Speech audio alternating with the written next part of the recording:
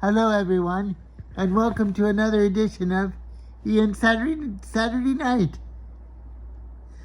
Well, another week has passed. It's getting hot here in Key West. I'm going around my normal way. My art class is ended, but I'm still going to do some artwork. And I did a box of myself in my chair, but it could have worked out better, but I did my best. So it's one box, and I'll do another one. I think creation is very important because it's expressing what's inside. Who knows where that outside comes from? I think it comes from the universe, basically. But I had a good day. Today's the start of my little sojourn here because my mom's about to, and Peter is about to go to Europe, and I hope they have fun. So I'm gonna be here at Johnson Lane, and I'll keep track of the week, and I'll report back. A lot of times I feel like I'm a space traveler, just recording my daily voyages. Sometimes the voyages are exciting, sometimes they're pedestrian, but they're always interesting. I know I talk a lot about dreams a lot, but the fact is that dreams are very important to me. Dreams are like a template, a mood setting of how the day is going to be. So this is nighttime. It's like 2 a.m, and things at 2 a.m. have a different speed. I feel very quiet, but I know my voice is ringing out in the middle of the night. So to an outside observer, that might seem a little strange to have a hyper voice at 2 a.m, but such is life when your name is Ian and you're in Key West with a set of circumstances. I think a lot about what I went through in my art class this last time. I put out a lot of work, and it was good to work with Roberta again. I know she's a very private person, and that's okay. The time is passing so fast, and I wonder if we'll see each other again outside of class. I have those thoughts, 'cause I know she's inside her bubble of the studio, and she doesn't get out much, and time passes. I also think about my friend Glenda, and how she decided to take a break from talking to me. I left her a couple messages, and I got no response. But I'm thinking she just needs a timeout from me, for whatever reason. I tend to think that people get so consumed with what they're doing, and this world is going so fast, that friendships go by the wayside. And that's what often happens. I tend to think that she might be a little affronted by me because I'm not so excited about organized religion, but I truly meant no offense. And maybe she took it the wrong way. But she's in her golden years, and we spend every week together, ice cream and talking about life. We're friends, and then suddenly she asked me to go to church, and then I hadn't heard anything from her. I sent her a text message, and it went, and I got no response, and I think the reason is because a little while back, I sent my friend John a text message, and it went to her box, and it caused a communication confusion, and either she's too busy or she wants a timeout from talking to me. So that's interesting, but it's also very sad and mysterious also. But we're coffee friends, and I think we'll always be coffee friends. So maybe I think about this situation more dramatically than it should be. And I also think about my friend Latrice. She said she absolutely said she didn't want to be my friend over an email situation because she didn't care for the way I was telling her that my girlfriend and I broke up or called it quits. So my friend Latrice in Savannah, she got all bent out of shape over that, and all this hit me from left field, as I said in my first episode, and I don't know quite how to handle it. But friendships are like living things, and they're not meant to live forever. But it's always very sad sometimes when that happens. You can't control anyone's emotions. Sometimes people get an emotional people get electrical currents inside them, and you can't control people's electrical currents in regard to friendships. You really can't. But sometimes platonic friendships can be the strangest of all, because you're going along with a friend and then their feelings change, even though it's a platonic friendship. So there's that to consider. I don't know what this all means, but these are ideas that I have at 2 a.m.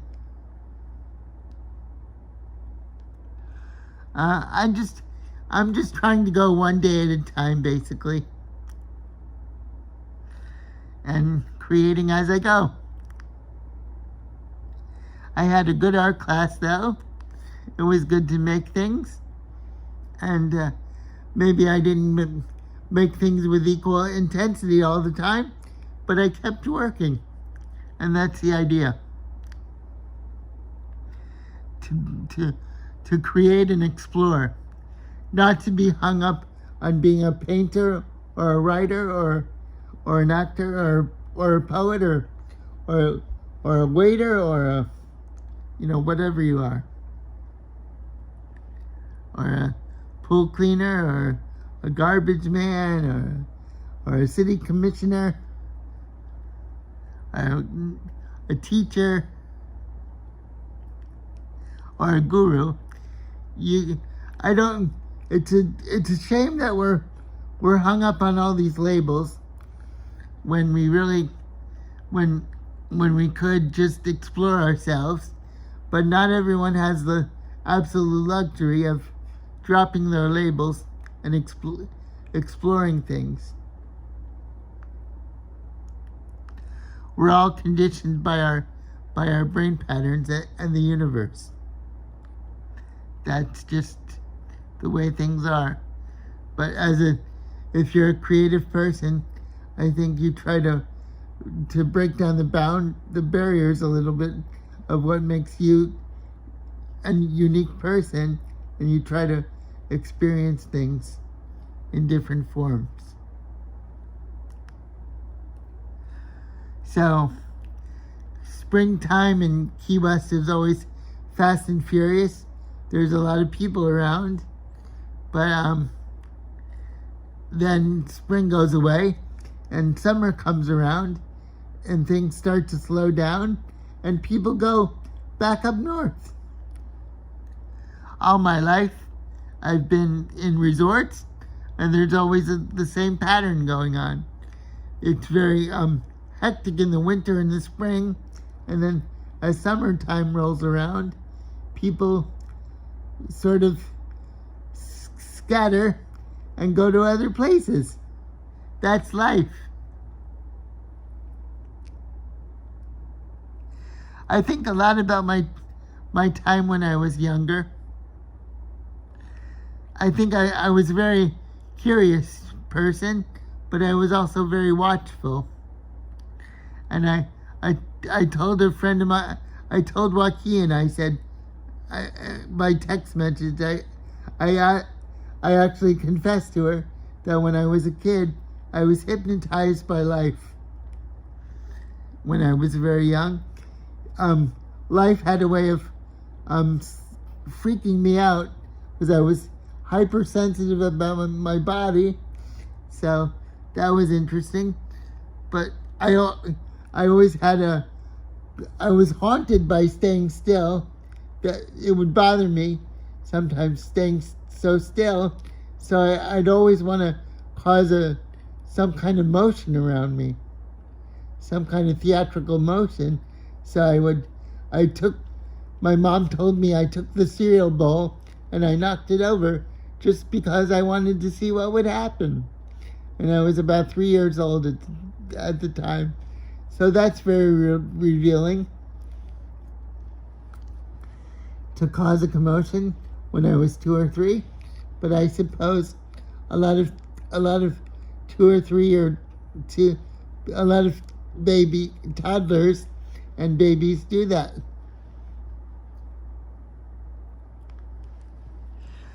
Well, I often wonder if the nighttime has its own set of creatures that come out at night. I haven't seen this in person, but I'm sure it happens. Like there's chickens during the day, but in nighttime there's cats and beetles and all kinds of strange creatures that come out at night, guided by the moon. I know I keep saying this, but I'm really going to do this at some point. I will read you guys one of my short stories. If I were to describe my stories, I would say they're a little bit like Patricia Highsmith and Anais Nin. Or is it Anais Nin? I think it's I said Anais Nin, but I think it's Anais Nin. Because I was always very drawn to Anais Nin's prose, her sensual stories. They were always very, very poetic. So I took that within me, along with the existentialism of Patricia Highsmith, and I came up with my own stories. So one night I'll read them to you. But for purposes right now, these video diaries are just ways to keep track of myself and letting you guys into a little window. They're not always exciting, but they're always revealing. And I feel guided by my dreams, very much so. One incident in my real life that I feel haunted by is getting my finger stuck in a coin return when I was about 4 years old. I was at a diner in New Jersey. There was a jukebox, and I stuck my finger right in there, and my finger got stuck. I think it was my I think it was my right hand. See, my right hand is spastic and contorted naturally. It's hard for me to open it up, but I can do it. But it's very hard because my brain patterns actually do this to my hand. For whatever reason, that's how it's meant to be right now. So, anyway, I got my finger stuck. I think it might have been my left hand, actually. But I got my finger stuck in the coin return, and they had to call the manager. They had to call the manager out to get my finger released. And it caused a big commotion. I was screaming bloody murder. And the whole restaurant was, maybe this is not true, but it seemed to my infant brain that the whole restaurant was up in arms about the drama of getting my finger stuck in the coin return. So it was a very jarring experience. The other jarring experience that I'm haunted by is I was at the seashore in New Jersey. I was about 5 years old, and a big wave came up and hit me right in the face.